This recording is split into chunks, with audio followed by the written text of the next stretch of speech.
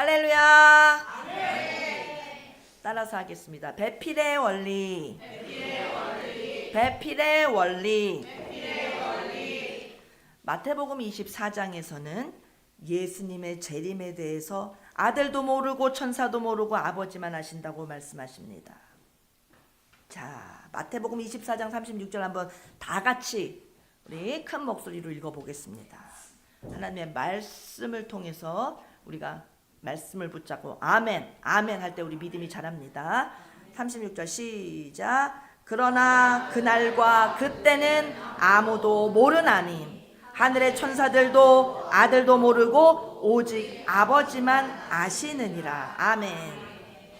예수님이 재림하실 때는 아무도 모르게 오시기 때문에, 그래서 베드로후서 3장 10절에서는 예수님의 재림이 도적같이 온다고 말씀하십니다. 베드로후서 3장 10절도 읽어보겠습니다. 시작. 그러나 주의 날이 도둑같이 오리니 그만. 주의 날이 어느 날이에요? 예수님 재림하시는 날. 다시 한번 앞에 부분 시작. 그러나 주의 날이 도둑같이 오리니. 아멘. 그런데 또 데살로니가전서 5장을 보면, 데살로니가전서 5장, 베드로전서 말고 데살로니가전서 5장을 펴주세요. 어떤 이들에게는 예수님의 재림이 도적같이 오지만, 데살로니가전서 5장 한번 보겠습니다.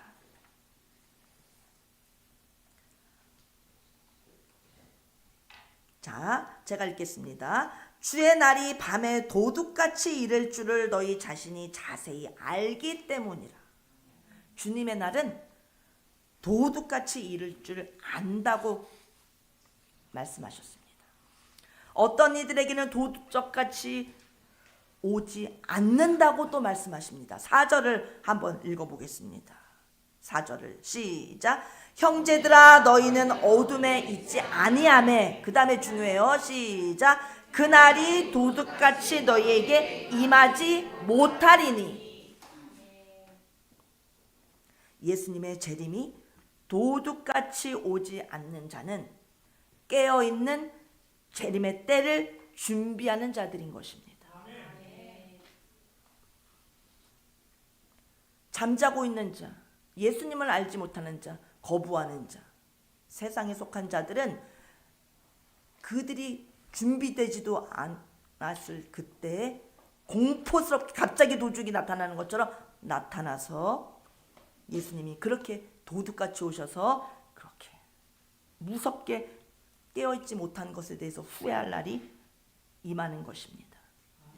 그러나 깨어있는 빛의 자녀들에게는 그날이 도둑같이 임할 것을 알 때, 그리고 주님께서 성도에게, 깨어있는 성도들에게는 언제 오실지 그 즈음을 알 수 있게 깨어있게 해주십니다. 예수님이 몇 날, 몇 시에, 며칠에 재림하시는지 아주 구체적인 그때는 알 수 없지만 예수님의 재림 전후에 일어날 사건들을 통해서 그때를 대략 파악할 수 있게 해주십니다. 깨어있는 자들은 예수님의 재림의 때를 알 수 있다고 다니엘서에서 가르쳐 주고 계십니다. 아멘. 아멘. 마태복음 24장에 선지자 다니엘이 말한 바 멸망에 가증한 것이 거룩한 곳에 선 것을 보거든 그때 유대에 있는 자들은 산으로 도망할지어다. 예수님이 오시는 때는 바로 선지자 다니엘이 말했던 그때다라고 말씀해 주고 계십니다. 아멘. 아멘. 이스라엘의 첫 번째 왕이 누구죠? 사울. 두 번째 왕은 다윗, 그 유명한 다윗. 세 번째 왕은 다윗의 아들 지혜의 왕 솔로몬. 솔로몬이 처음에는 겸손했었잖아요. 그래서 하나님 앞에 지혜를 받잖아요. 전무후무한 지혜의 왕이 되잖아요. 예수님의 예표, 지혜의 왕이신 예수님의 예표의 모습으로 솔로몬이 살다 가지 않습니까? 그런데 결혼을 잘못합니다. 이방 여인들을 다 이방 여인들과 결혼하면서 이방 여인들이 가지고 온 그 우상 딴지를 섬기면서부터 신앙이 타락하게 됩니다.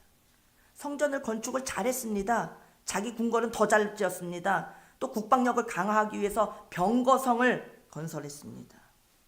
백성들에게 막대한 세금을 걷고 막 강제로 부역을 시키면서 아주 고생을 시켰습니다. 백성들의 불만이 점점 커졌습니다. 그러다가 솔로몬은 죽었고 솔로몬 다음에 솔로몬의 아들 르호보암이 왕이 됩니다. 근데 르호보암은 아버지보다 한 수 더 뜹니다. 새 왕이시여 백성들의 세금과 부역을 이제 경감하여 주시옵소서 라고 요구하자 절대 그렇게는 못하지 하면서 백성의 요구를 거절하고는 아버지 솔로몬 때보다도 더 강경한 정책을 피면서 더 쥐어짜고 더 고생을 시켰습니다. 그랬더니 남쪽 유다 지파를 중심으로 했던 그 정책과 강압적인 통치에 반발을 일으키면서 북쪽에 원래 솔로몬의 건축 감독을 맡았던 여로보암이 북부 지역에 있는 북쪽에 있는 10개의 지파를 데리고 나와가지고 분리시켜가지고 북이스라엘이라고 하는 나라를 새롭게 건국한 것입니다. 나라가 반동강이 났습니다. 솔로몬의 아들 르호보암한테 반기를 들면서 10지파를 데리고 국가를 형성하게 되었습니다. 그래서 원래는 한 나라였지만 한 나라인 이스라엘이 북쪽에는 북이스라엘, 남쪽에는 남유다가 된 것입니다. 남북으로 분열되어서 분열 왕국 시대를 이어갑니다. 그러다가 남유다에 다니엘이라는 소년이 태어나게 되었습니다. 그런데 이 소년이 태어나서 얼마 자라지도 않은 소년 시절에 분열 왕국 시대도 종말을 고합니다. 나라가 아예 망해버립니다. 그래서 바벨론이라고 하는 강대국의 포로로 잡혀가게 되었습니다. 그 바벨론 포로 생활 중에 다니엘은 3가지 환상을 통해서 하나님이 정하신 역사의 시간표를 알게 되었던 것입니다. 다니엘에게 하나님께서 3가지의 꿈을 주십니다. 첫 번째 계시는 따라서 합니다. 동상의 꿈! 동상의 꿈! 느부갓네살 왕이 꿈을 꾸고 마음이 번민하면서 잠을 이루지 못합니다. 도대체 이게 무슨 꿈인가? 그래서 갈대아에 있는 모든 술객들, 박사들 다 불러서 내 꿈을 알아맞히고 그 꿈까지 해석해. 왕이시여, 꿈은 가르쳐 주시고 해석을 부탁드려야죠. 내가 꿈을 얘기해 주면은 너네가 엉터리로 해석하고 난 다음에 이렇습니다 저렇습니다 거짓말로 해석하면 내가 어떻게 알아? 그러니까 정확하게 해석을 하는지 안 하는지를 내가 알기 위해서 내 꿈까지도 알아맞혀야 되겠어. 너희들 내 꿈까지도 알아맞혀라. 그렇게 무섭게 명령을 내립니다. 만약에 내 꿈을 잘 알아맞히면 너희들에게는 어마어마한 상을 줄 것이지만 그렇지 않을진데 너희들은 다 목숨이 위태로울 줄 알아라. 다 죽이리라 하면서 통보했습니다. 그리고 다니엘과 그의 친구들도 죽이려고 이제 찾게 됩니다. 아무도 맞추는 사람이 없으니까. 그 첫 번째 꿈, 다니엘이 포로로 잡혀가서 바벨론의 느부갓네살 왕의 그 신비한 꿈을 다니엘이 해석하게 되는 겁니다. 온 나라의 술객과 박사들이 아무도 해석하지 못했을 때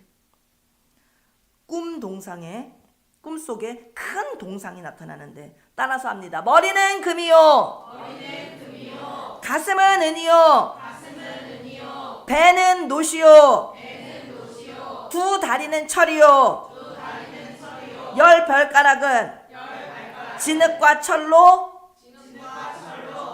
되어 있었습니다. 근데 갑자기 하늘에서 돌이 떠가지고 누가 손이 이렇게 붙잡고 있는 돌이 아닌데 그냥 돌이 뜬 돌이 내려오더니 동상의 10발가락을 내리쳤습니다. 그러니까 그 어마어마하게 큰 동상이 가루가 되어서 온 세상으로 날아가 버리고 그 발가락을 쳤던 그 돌은 점점 커지더니 온 세상을 막 태산보다도 커지던 온 세상에 꽉 차게 되었습니다. 다니엘이 왕 앞에서 이 꿈을 해석했던 것입니다. 왕이셔. 머리는 바벨론입니다. 가슴은 메대와 바사, 페르시아입니다. 배는 헬라 제국입니다. 두 다리는 동로마와 서로마, 그리고 마지막 열 발악은 적 그리스도의 나라입니다. 이때 하늘에서 돌이 날려와서 적 그리스도의 나라를 강타할 것인데, 이 돌은 건축자의 머릿돌 되시는 예수님의 재림을 의미합니다.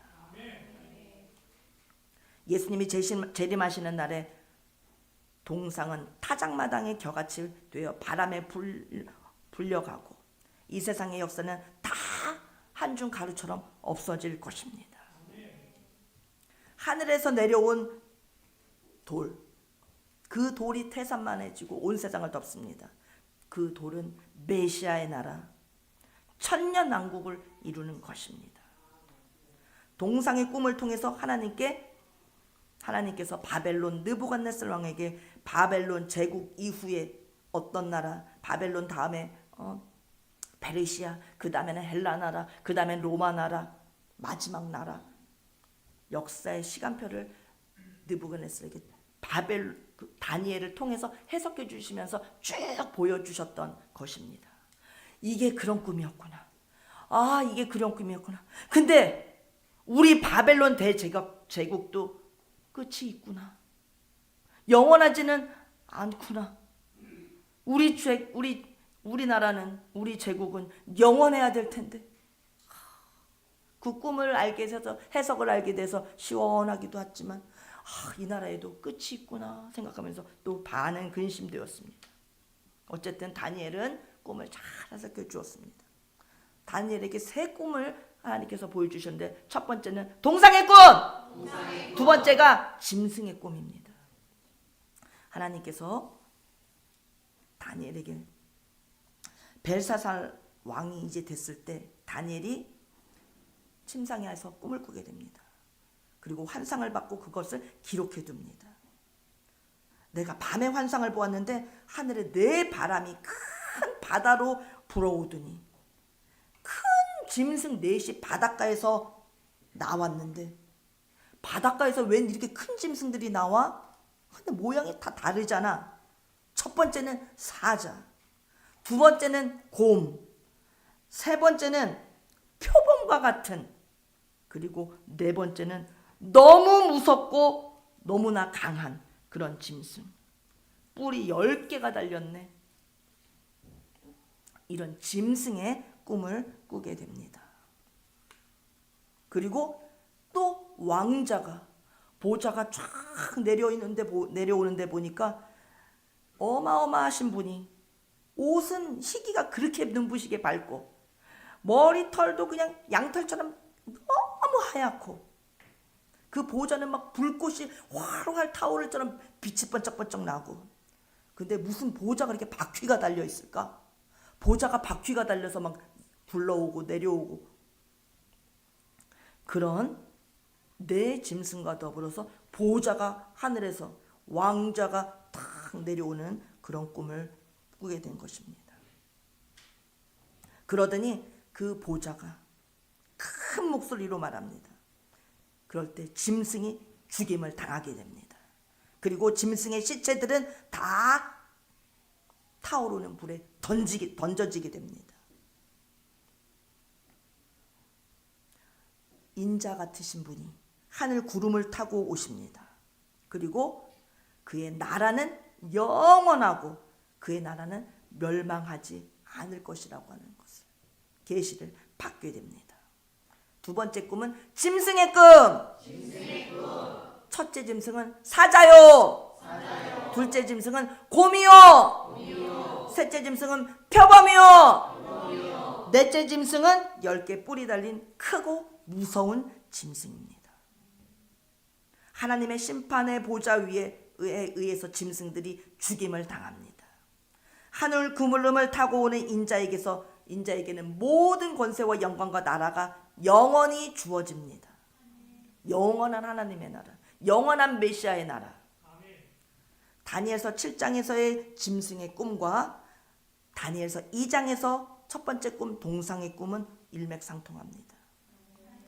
내 짐승은 곧 바벨론과 메대와 바사와 헬라와 로마를 상징하고, 마지막 10뿔 무서운 짐승은 적 그리스도를 상징하는 것입니다.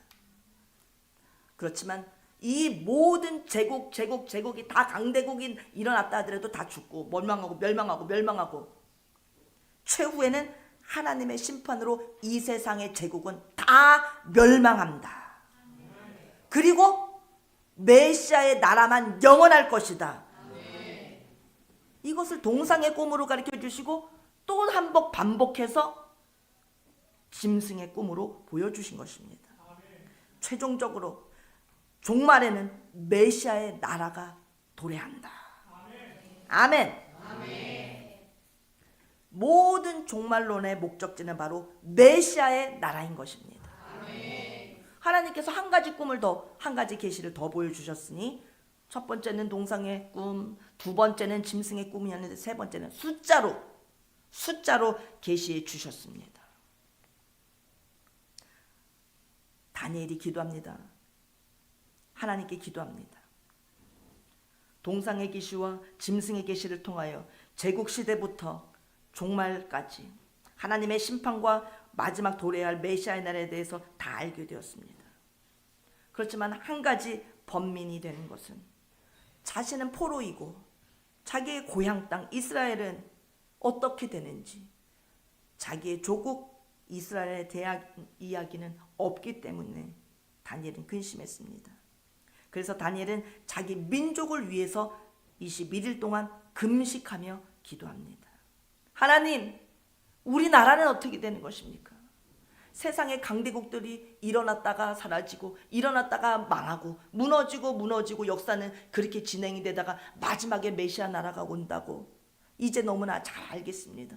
그런데 우리나라에 대해서는 왜 말씀을 없으신 겁니까? 저는 다른 나라에 관심 없고 우리나라가 언제까지 여기서 이렇게 포로 생활하다가 같이 멸망하고 사라지는 것인지요. 모르겠습니다. 우리나라의 상황을, 우리나라의 역사는 어떻게 되는 것인지 그것이 제일 궁금합니다. 그러자 하나님은 가브리엘 천사를 통하여 다니엘에게 70일을 가르쳐 주십니다. 한 일회가 7년이라 그랬죠. 70일이면 몇 년입니까? 70 곱하기 7하면 490년.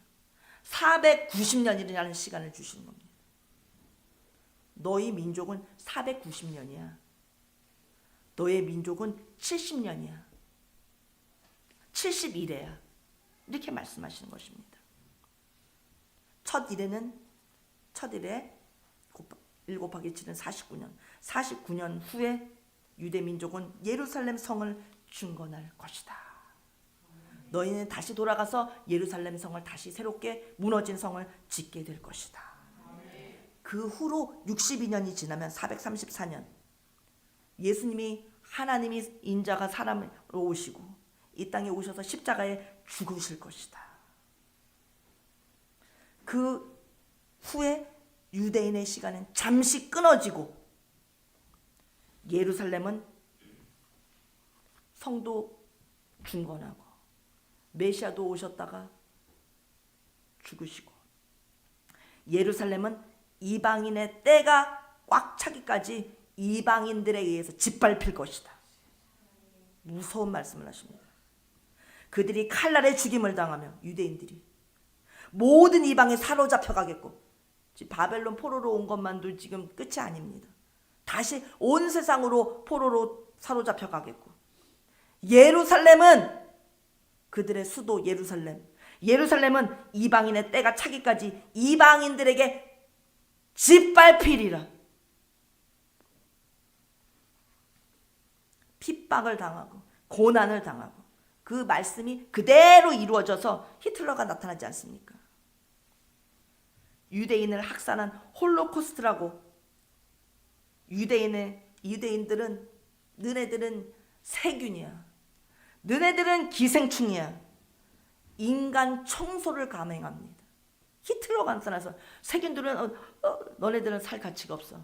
너네들 같은 벌레는 기생충들은 다 청소해버려야 돼 하면서 아우슈비츠 수용소에서 죽이고 가스실로 데려가가지고 엄청난 사람들을 죽이고 아주 강압적인 강제 노동으로 막 과로사에서 다 죽여버리고 총살로 장난감 놀이하는 것처럼 총살로 죽이고, 몸 안 먹여서 굶주림으로 죽이고, 히틀러가 600만 명의 유대인들을 죽였지 않습니까? 정말 너네들이 이방인들에 의하여 짓밟히리라 하신 말씀이 그대로 이루어졌네요. 아멘. 그리고 마지막 1년은 바로 이어지는 것이 아니라 요한계시록으로 넘어간다. 그 중간에 이방인의 때가 있고, 너희들 역사의 마무리는 너희들 마지막에 한 일에 7년이 요한계시록 끝으로 넘어간다. 그때 7년 동안에 적그리스도가 출현하고 다시 유대인의 때가 다시 시작된다. 7년 대환란이 있을 것이다. 이때 이미 죽어서 천국에 가 있었던 성도들과 그때까지 살아있던 성도들은 예수님이 공중 재림하실 때, 공중으로 재림하여 오실 때 이미 지금 예수님 잘 믿고 있었던 유대인이나 이 세상의 성도들은 먼저 천국에 가 있지 않습니까? 그 성도들은 주님께서 공중 재림하실 때 데리고 오시고, 그때까지 살아있었던, 지상에 살고 있었던 아직 죽지 않은 성도들은 공중으로 휴거돼서 예수님이 하늘로 승천하여 오르시듯이 승천하여서 공중에서 주님을 만나게 될 것이다. 데살로니가전서에 그렇게 말씀하고 계십니다. 주께서 호령과 천사장의 소리와 하나님의 나팔 소리로 친히 하늘로부터 강림하시리니 그리스도 안에서 죽은 자들이 먼저 일어나고, 그 후에 우리 살아남은 자들도 그들과 함께 구름 속으로 끌어올려 공중에서 주를 영접하게 하시리니 우리가 항상 주와 함께 있으리라. 휴거된 이후로는 항상 한시도 떨어지지 않고 주님과 항상 함께 있으리라. 휴거 때 주님이 오십니다. 공중으로 오십니다. 그러므로 공중권세 잡은 마귀, 그의 쫄개들이 공중을 차지하지 못합니다. 임시로 자기네들이 소유권을 주장했었지만 이제 예수님이 공중으로 강림하실 때, 공중으로 재림하실 때 공중을 꽉 권세 잡고 있던 사탄은 쫓겨나서, 그래서 거꾸로 되는 겁니다. 지상으로 내려오고, 땅에 있었던 성도들은 공중으로 올라가고. 아멘. 뒤바뀌어지는 겁니다. 마귀들은 쫓겨나서 땅으로 처박히게 되고, 우리 믿는 성도들은 공중으로 올라가고. 그래서 사탄이 땅으로 내려와서 지상으로 내려올 때 이 땅에 7년 대환란이라고 하는 끔찍하고 무서운 환란이 오게 되는 것입니다. 무섭죠. 사탄이 땅으로 내려왔으니까. 7년 대환란이 끝나고 마지막 한 일회가 마치면 예수님은 지상 재림을 하십니다. 그리고 천년 왕국 시대를 여십니다.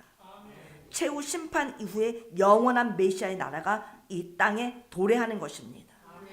아멘. 우리 에덴교회 성도님들은 다니엘서 9장에서 말씀하신 70일의 말씀을 잘 이해하십시다. 그래서 때의 징조를 잘 분별하십시오. 맨날 며칠 몇 시에 언제 와요? 이거는 아니지만 마지막 때 어떤 일이 있는지 징후들을 우리는 보면서 세상이 점점 각박해지고 무서워지고 왕래가 빨라지고 지식이 늘어나고 마지막 때가 지금 거의 다 온 것 같습니다. 분별합시다. 예수님 다시 오시는 재림의 날을 우리는 잘 깨어서 있다가 준비하고 휴거합시다. 요한계시록을 포함해서 모든 종말론적인 말씀은 다니엘서 9장의 계시를 더 자세히 설명해 주시는 말씀들인 것입니다. 그렇게 지상의 7년 대환란 후에 천년왕국이 이루어지면은 지상의 천년왕국에 유대인들이 들어가는, 유대인 중심으로 해서 들어가는 천년왕국에는 어떤 일이 일어나느냐? 이리가 어린 양과 함께 살며 표범의 어린 염소와 함께 누워있으며 송아지와 어린 사자와 살찐 짐승이 함께 있고, 어린 아이에게 이끌려서 사자가 막 끌려오고 강아지 만지고 노는 것처럼. 아멘. 같이 안고 뒹굴고 암소와 곰이 함께 먹으며 그것들의 새끼가 함께 엎드려 있으며 사자가 소처럼 풀을 뜯어먹네. 초식동물이 됐네요. 젖먹는 아이가 독사의 구멍에서 장난을, 독사굴에다 손을 넣었다 뺐다 넣었다 뺐다. 독사가 물지도 않아요. 젖된 어린아이가 독사의 굴에 손을 넣을 것이다. 우리는 휴거에서, 이방인들은, 성도들은 휴거에서 공중에서 주님을 만나서 공중 혼인잔치를 할 때, 유대인들은 지상에, 우리는 부활체로 휴거하지만 지상의 유대인들을 중심으로 한 7년 대환란을 통과한 유대인들은 지상의 천년왕국으로 들어가서 육신을 갖고 있으니까 결혼도 있죠. 계속 아기도 낳죠. 그래서 왜 천국에 무슨 아기가 있고 이게 뭐야, 어린이가 있고 이게 무슨 말, 이게 바로 지상의 천년왕국에서 들어가서 계속 생육하고 번성하고 생육하고 번성하는 게 이루어지기 때문인 것입니다. 이해되십니까?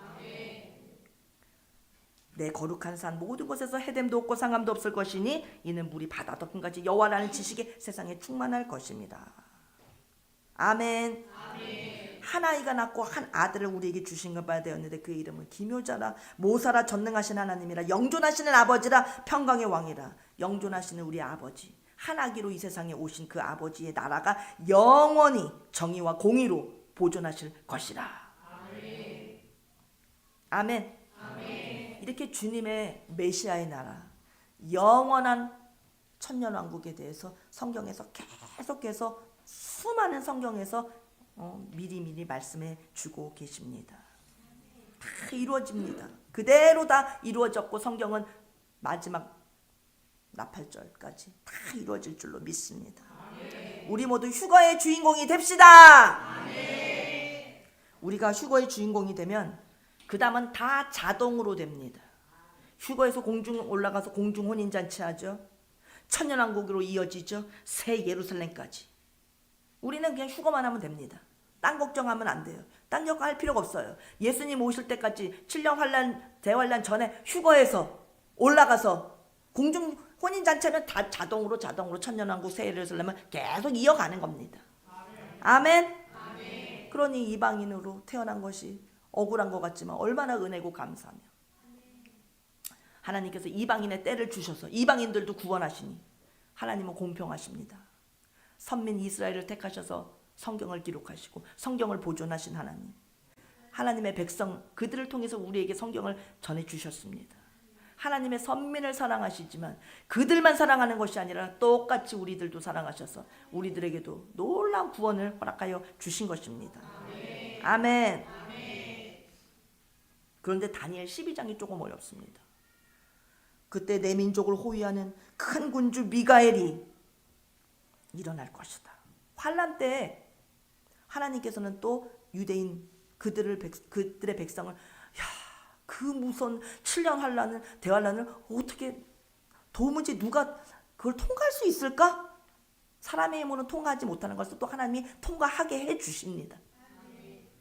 그 끔찍한 탈북자들도 보면요, 탈북했다가 잡혀갔다를 막 7번, 8번 한 사람도 있더라고요. 그러면서 끝내 탈북한 사람. 가면은 고통이잖아요. 가면은 죽도록 고문받잖아요. 그러고도 어떻게 살아났을까? 어떻게 끝내는 탈출해서 대한민국에 왔을까? 하나님이 붙잡고 살려주시는 겁니다. 7년 대환란 같은 그런 끔찍한 고통 중에 북한 사람들이 탈북했다가 잡혀가고 탈북했다가 잡혀가고 그걸 반복하는데 그렇게 여러 차례를 잡혀갔다 왔다 하면서도 끝내 탈출해서 성공하는 사람들, 통과하는 사람들, 그런 모습을 보면 7년 대환란 속에서 살아나는 유대인들의 예표가 아닌가 싶습니다. 우리나라는 이스라엘하고 닮은 게 너무 많습니다. 그때 개국 이래로 그때까지 없었던 환란이 일어날 것이며 책에 기록된 모든 자가 구원을 받을 것이라. 하나님께서는 구원받을 자를 벌써 책에 다 기록하셨습니다. 땅의 티끌 가운데서 자는 자 중에서 많은 사람이 깨어나 영생을 받을 자도 있겠다. 죽었지만 다시 영생을 받을 자도 있다고 말씀하십니다. 하나님의 책에 다 기록해 두신 사람들입니다. 다니엘아, 마지막 때에는 많은 사람이 빨리빨리 왕래하게 된다. 지식이 넘쳐. 야, AI로 지식이 막 엄청나게 넘쳐납니다. 지금 점점 이 과학, 이 문명이 발달하면서 왔다 갔다가 미국과 한국 왔다 갔다, 전 세계 왔다 갔다 하는 게 그냥 점점 빨라지고 있습니다. 이제는 막 각 가정마다 이렇게 공중으로 다니는 자동차, 비행기 같은 거를 한 대씩 다 두고 살 때가 이제 가까이 왔습니다. 많은 사람이 빨리 왕래하며 지식이 더하리라. 그리고 쭉 말씀하시고 다니엘아 갈지어다. 성도의 권세가 다 깨지기까지 주님 이 일의 결국은 어떻게 되겠습니까? 할 때 다니엘아 마지막 때까지 간수하고 봉함할 것입니다. 하나님께서 구원받게 해주시는 그 책에 기록된 사람들의 그것은 다 봉해져서 모릅니다. 누가 구원받는지 어쩌는지. 많은 사람이 연단을 받아 스스로 정결하게 하며 희게 할 것이나 악한 사람은 악을 행하리니 악한 자는 아무것도 깨닫지 못하되 오직 지혜 있는 자들만 깨달으리라. 마지막까지 끝까지 깨어 있어야 됩니다. 그러면 매일 드리는 제사를 폐하며 멸망하게 할 가증한 것을 세울 때부터 1290일이 지낼 것이요. 마지막 7년 대환란 마지막에 가면은 멸망한 게 가증한 것이 오르지 말아야 될 곳에 올라서 1292일을 지냅니다. 그리고 또 기다려서 1335일까지 이르니 그 사람은 복이 있으리라. 너는 가서 마지막을 기다려라 라고 말씀하십니다. 7년 대환란을 반으로 딱 자르면 3년 반, 3년 반이죠. 앞에 3년 반은 전 3년 반, 후에 3년 반은 후 3년 반. 이해되시죠? 3년 반이니까 3년 6개월인 것이죠. 3년 반을 다니엘서 12장에서는 지난주에 말씀드린 것처럼 1226 1226일이라고 했습니다. 근데 그 기간이랑 똑같은 게 한때, 두때, 반때입니다. 한때는 1년, 두때는 2년, 반때는 6개월. 그러니까 3년 6개월 똑같습니다. 3년 반이라는 말이나 1226일이라는 그 날짜나 한때, 두때, 반때나 다 같은 기간을 말씀하는 것입니다. 또 개월수로도 말씀하십니다. 42개월. 그렇죠?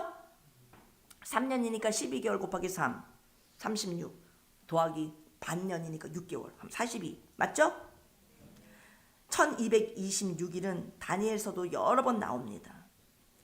1226일로 세상 역사는 이제 완전히 7년 대환란 끝으로 이제 완전히 세상 역사는 끝나게 되는 것입니다. 이때 예수님이 지상 재림하시는 것입니다. 그런데 한때 두때 반때도 알고 3년 반도 알고 지난주에 다 말씀해 주셔서 42개월도 같은 기간을 그렇게 표현해 주신 거는 알겠는데 오늘은 왜 또 표현이 또 달라집니까? 근데 왜 1291일은 또 갑자기 뭡니까? 1226일이라면서요. 예수님께서 지상 재림하셔서 성도들을 데리고 천년왕국에 들어가기까지 전 과정이 있는데 그 기간이 바로 속죄절인 것입니다. 아멘. 네. 나팔절 강림하시고 그 다음에 장막절 천년왕국 그 사이가 바로 속죄절. 속죄절의 기간이 있는 것입니다. 성도는 반드시 알곡과 쭉정이를 가리는 속죄절의 과정을 겪고서 천국 갑니다. 아멘. 아멘. 우리 에덴교 성도님들은 7대 명절을 다 배웠습니다. 유무초나속장. 하나님께서는 예수님이 이 땅에 오셔서 이루실 7가지 구속사를 미리 예표하시기 위해서 구약의 이스라엘 백성들에게 먼저 7대 명절을 주셨습니다. 예수님이 이 세상에 오시면은 이렇게 살 것이다라고 하는 그것을 보여주기 위해서 명절로 미리 주신 거예요. 예수님인지 뭔지도 모르고 지키다가 복을 받은 사람이 바로 유대인들입니다. 6월절은 예수님이 십자가에 못 박혀 죽습니다. 어린 양을 잡아서 바로가 막 죽이려고 하니까 그 문지방에 문설주에 바르니까 죽음의 사자가 다 지나가지 않습니까? 살게 됐지 않습니까? 어린 양의 피, 예수님의 피를 의지하면 삽니다. 그게 바로 6월절 날 이루어진 것입니다. 무교절 날 예수님은 땅속의 무덤에서 3일 동안 계셨습니다. 초실절날 부활하셨습니다. 오순절날 성령님이 임하실 때 예수님은 부활 승천하셔서 성령님을 이 땅에 보내주십니다. 나팔절날 예수님 반드시 재림하십니다. 유무초 오까지 완전히 이루어졌으니 당연히 나팔절도 예수님 재림도 반드시 이루어집니다. 속죄절 알곡과 쭉정이를 가리실 그 날도 반드시 이루어집니다. 장막절 천년왕국도 반드시 이루어집니다. 앞에 것이 다 이루어졌습니다. 이제 나팔절, 속죄절, 장막절만 이루어지면 됩니다.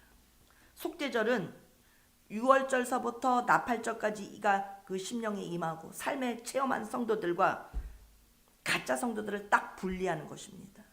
그래서 천국 왕국에 들어갈 자와 지옥에 처해질 자가 총 결산됩니다.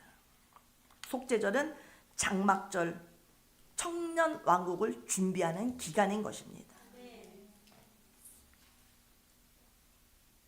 하나님의 장막이 사람들과 함께 있음에, 하나님의 장막이 사람들과 함께 있음에 하나님이 내려오시니까, 재림하시니까, 이것이 바로 그래서 세워주시는 나라가 새 예루살렘 장막절인 것입니다. 나팔절과 장막절 사이에 속죄절이 있는 것인데 1335일은 또 나오는데 1290일은 1226과 1290일 사이에 그 시간 64일간 속죄절을 치르는 그 시간은 사람이 속죄절을 기간을 지나는 것입니다. 그리고 1335일은 자연이 회복되는 시간인 것입니다. 사람을 성결케 하시고 사람을 정결케 하시는 속죄절, 그리고 자연을 회복시켜서 천년왕국에 들어갈 수 있는 환경으로 만드시는 시간인 것입니다.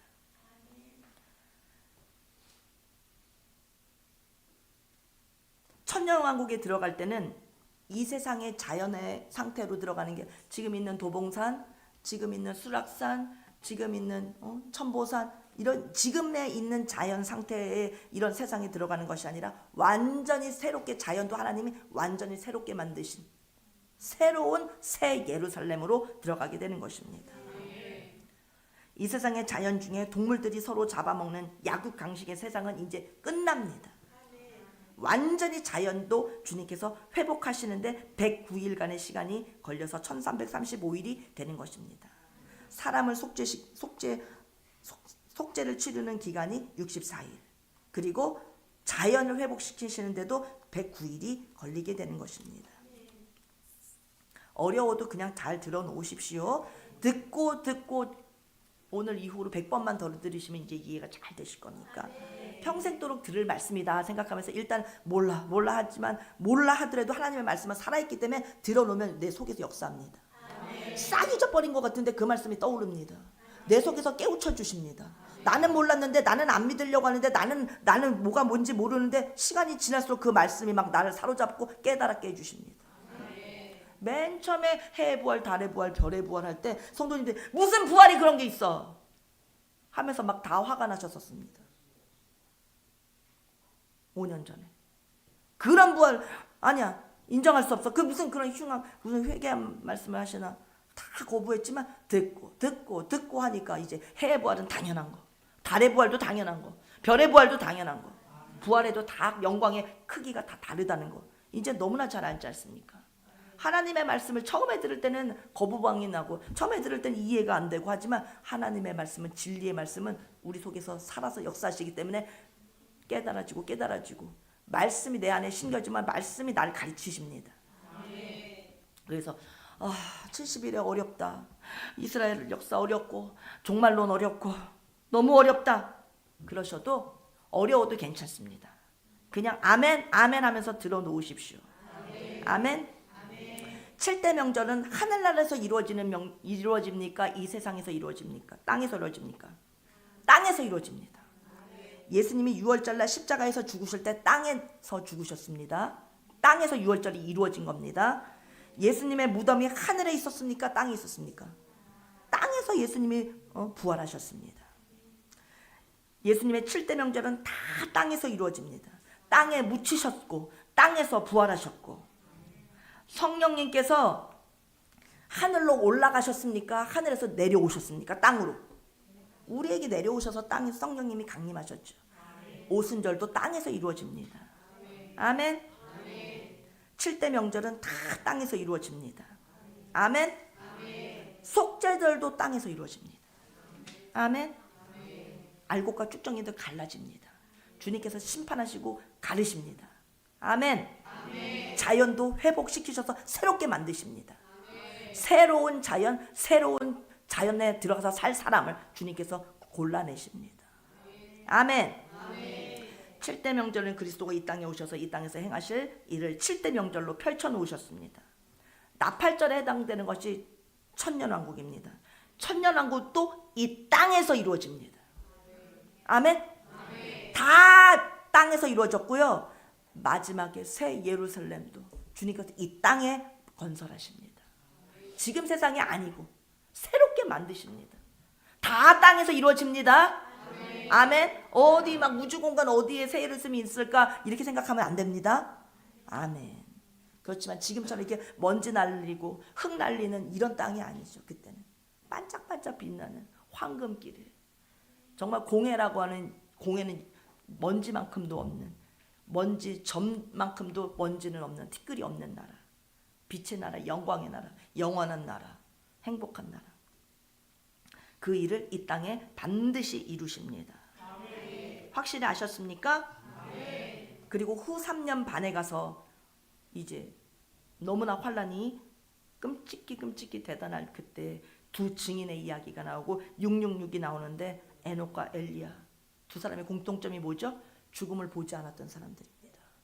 올라갔던, 그냥 주님께서 데리고 가셨던 에녹과 엘리야, 그들도 인간으로 태어났기 때문에 한 번은 반드시 죽어야 됩니다. 그들이 와서 그 고난의 시간에 선포합니다. 메시아의 나라가 도래할 것을 선포하고 선지자처럼 가르치다가 그들이 순교당합니다. 한 번은 죽고 또 금방 또 다시 살아납니다. 말세니까요. 짧게 죽었다가 짧게 또 다시 부활합니다. 아멘. 이 모든 약속이 그대로 이루어집니다. 666이란 사탄의 숫자입니다. 짐승의 숫자, 적 그리스도를 상징하는 숫자입니다. 그것을 안 받을 수 없어서 받게 됩니다. 우상을 섬기지 않으면 도저히 살 수 없는 그런 세상이 옵니다. 그때 어떻게 그 배교하지 않고 그것을 이겨낼까? 아까 말씀드렸죠. 미가엘과 같은 군주를 보내셔서 주님께서 견디게 해주신다고. 아멘. 하나님의 택한 자들은 어디 지옥 같은 데 갖다 놔도 살아납니다. 자기가 살아나는 게 아니라 하나님이 지켜주시는 겁니다. 아멘. 지옥에서 살아왔다는 사람들은 자기가 살아난 게 아니고 운이 좋았다. 야, 운이 좋았다가 아니고 하나님의 주권입니다. 아멘. 우리는 예수님 공중 재림하실 때 7대 복음 잘 믿고 있다가 휴거하면 됩니다. 아멘. 시간이 다 돼서 이어지는 말씀을 빨리빨리 전하겠습니다. 하나님은 무슨 일을 하든지 개인이든 가정이든 자녀든 사업든 다 연합해서 하기를 기뻐하십니다. 하나님은 연합하는 걸 좋아하십니다. 그래서 하나님이 아담을 만들어 놓으시고도 독초하는 아담을 보니까 별로 안 좋으셨습니다. 안 좋다. 혼자 있는 게 안 좋아 보인다. 찬지를 창조하실 때 첫째 날, 둘째 날, 셋째 날 계속 보기에 심히 좋았더라, 보기에 심히 좋았더라 말씀하셨지만 창세기 2장에 아담을 만들어 놓고서는 좋았더라고 말씀을 안 하십니다. 혼자 있는데 뭐가 보기 좋습니까? 그래서 하나님이 여자를 만드신 겁니다. 하와를 만드셨습니다. 하나님이 하와를 왜 만드셨냐면 놀랄 준비하십시오. 새 예루살렘을 완성하려고 여자를 만드신 것입니다. 아담 혼자 아기를 낳을 수 있나요? 없잖아요. 수가 채워져야, 하나님이 정하신 수가 새 예루살렘에 꽉 차야 새 예루살렘이 임할 거 아닙니까? 그러려면 하와가 필요한 겁니다. 하나님은 다 새 예루살렘, 다 모든 것이 새 예루살렘을 목적지로 향하고 있습니다. 새 예루살렘은 예수님의 메시아의 나라, 예수님의 나라. 성경은 다 예수님이에요. 다 예수님을 보여줍니다. 그리고 최종 목적지인 새 예루살렘을 향해서 그냥 달려가는 것입니다.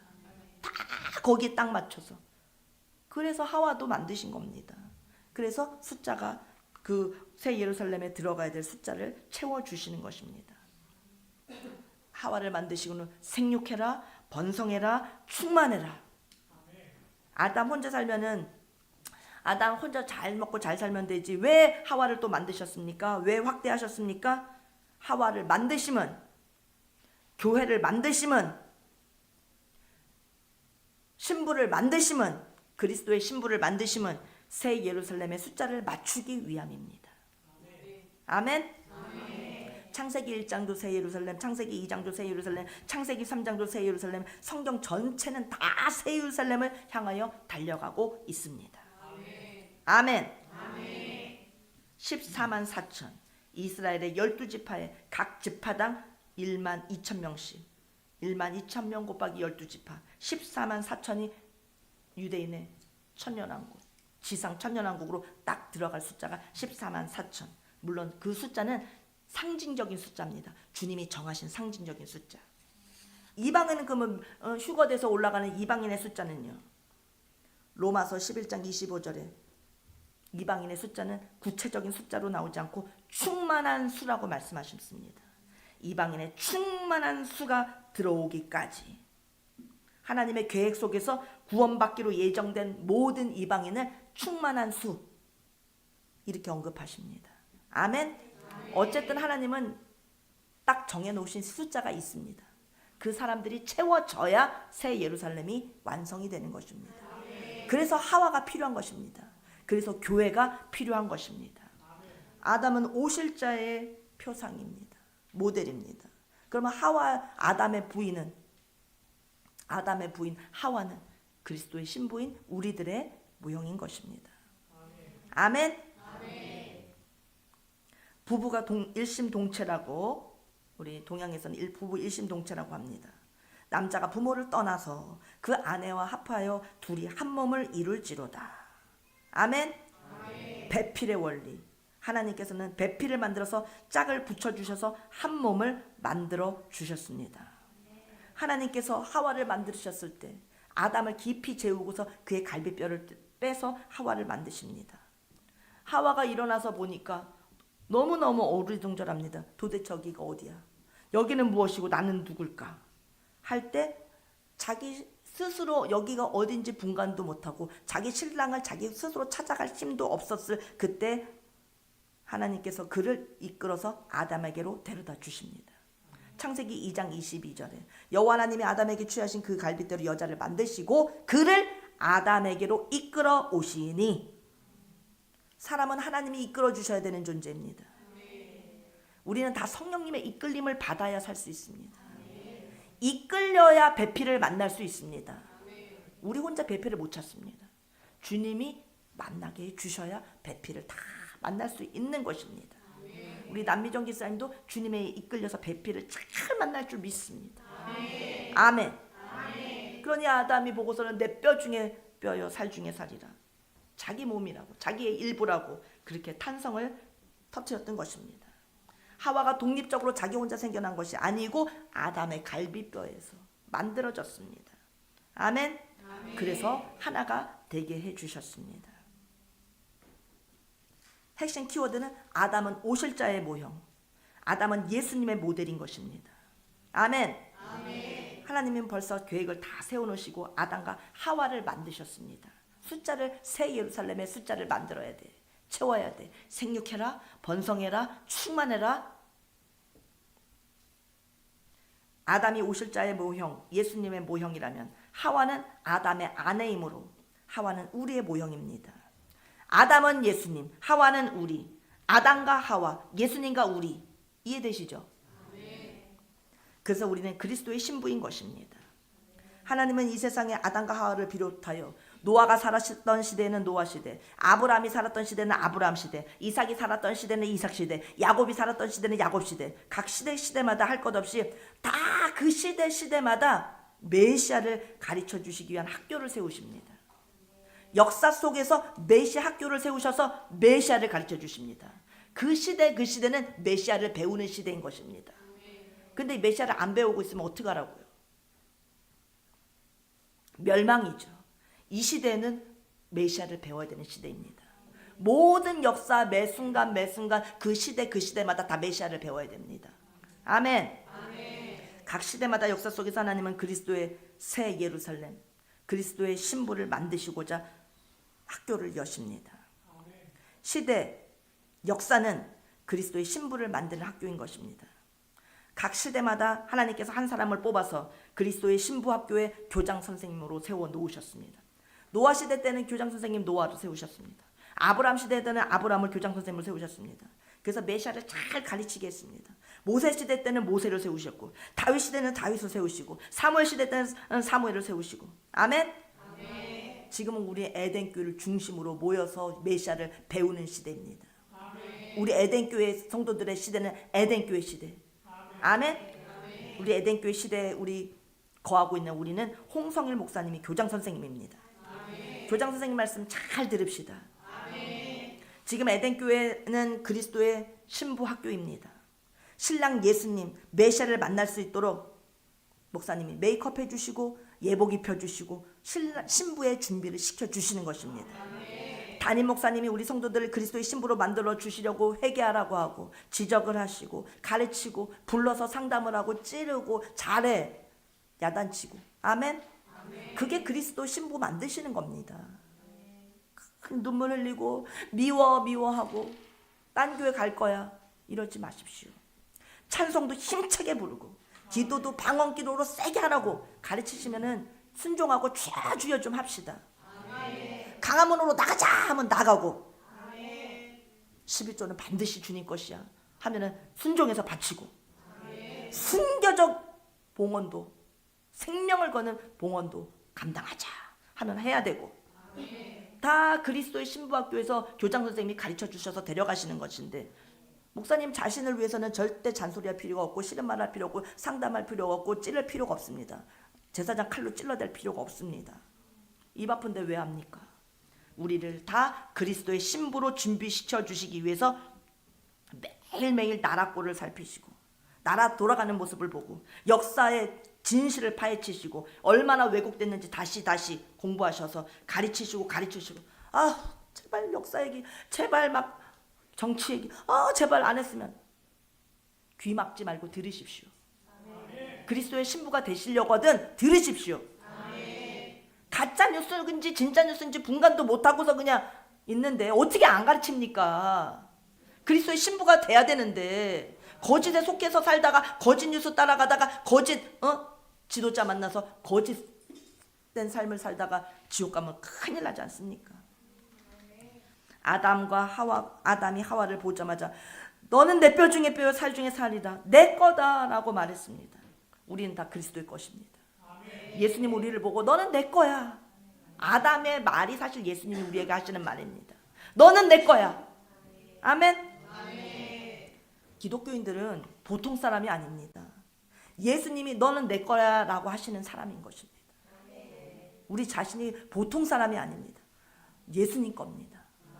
아멘. 아멘. 우리 요셉이 어디 앉아 있지? 우리 요셉이가 지금 커서 엄마가 옆에 이렇게 이렇게 막 하는데 요셉이가 맨날 엄마는 내 거, 엄마는 내 거 이걸 막 그랬었는데 지금은 그런 소리를 못 들어요.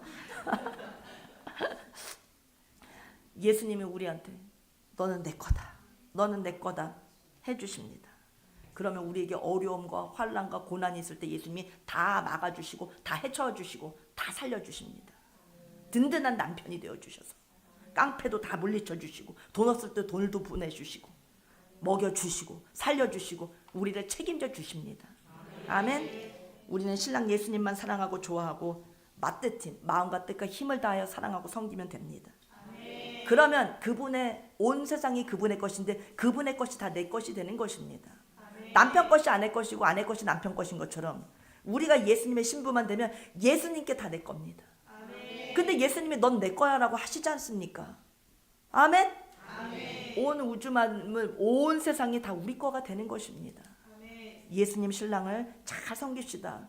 아멘. 불황당 같은 정말 잡놈 같은 여섯 본능 남편은 이제 집어쳐버리고 발로 뻥 차버리고. 아멘. 진짜 예수님 신랑하고 살아야지. 왜 자기 본능하고 삽니까? 오늘 말씀의 핵심은 따라합니다. 너는 내 것이다. 너는 내 것이다. 너는 내 신부다. 너는 내 것이다. 아멘. 자, 예수님은 천지를 창조하신 주인이십니다. 예수님을 가지면 다 갖게 되는 것입니다. 바보 같은 여자가 신혼여행 다녀와서부터는 이거 내가 사온 텔레비전이야. 보지 마. 이 장롱 내가 사온 장롱이야. 옷 넣지 마. 냉장고 내가 가지고 온 혼수잖아. 쓰지 마. 하고 남편을 못 쓰게 합니다. 미친 여자죠. 정신병원 가야 될 여자죠. 그 여자가 바로 나예요. 미친 여자가. 예수님께 드리기를 아까워하는 거예요. 예수님께 다 내 건데 예수님께 조금 드리려고 예수님 내 돈 쓰지 마세요. 내 11조 가져가지 마세요. 내 감사한 건 뺏어가지 마세요. 바보. 참, 예수님한테 선을 딱 긋고서 넘어오지 마세요. 넘어오지 마세요. 이건 내 거예요. 맹추예요. 맹추. 예수님께 드리기를 아까워하지 맙시다. 예수님께 다 내 거가 됐는데 예수님이 나를 내 거라고 하셨는데 예수님 거도 내 거가 되는데 왜 선을 긋습니까? 우리 예수님과 우리 사이에 절대 선 긋지 맙시다. 예수님 저한테 자꾸 헌금하라고 하지 마세요. 이런 말 하지 맙시다. 그런 말씀하시면 안 됩니다. 그러면 예수님은 야 더러워. 야 치사해. 이혼. 그렇게 내게 되기 싫어? 이혼. 네 혼자 잘 먹고 잘 살아. 예수님 뻥 차버립니다. 아멘. 예수님은 천지를 창조하신 주인이십니다. 예수님을 가지면 다 갖게 되는 것입니다. 이것이 우리 에덴교회 성도님들 모두의 간증이 되시기를 바랍니다. 기도하겠습니다. 하나님 아버지, 우리들을 주님의 신부로 선택해 주셔서 감사드립니다. 나는 주님의 것이 되었습니다. 주님도 내 것이 되었습니다. 주님의 신부인 우리 성도들, 아버지 하나님 모든 우리 주의 성도들 주님 책임져 주실 줄로 믿습니다. 질병도 치유해 주실 줄로 믿습니다. 인생의 무거운 짐도 다 주님이 대신 져주실 줄로 믿습니다. 기적의 연속으로 살아가게 해주실 줄로 믿습니다. 든든한 신랑 우리 예수님과 함께 영원히 새 예루살렘에서 영생복락 누릴 줄로 믿습니다. 오늘 주신 말씀을 통해서 배필의 원리를 가슴에 잘 새기고 살게 하여 주시옵소서. 예수님의 이름으로 기도하옵나이다. 아멘.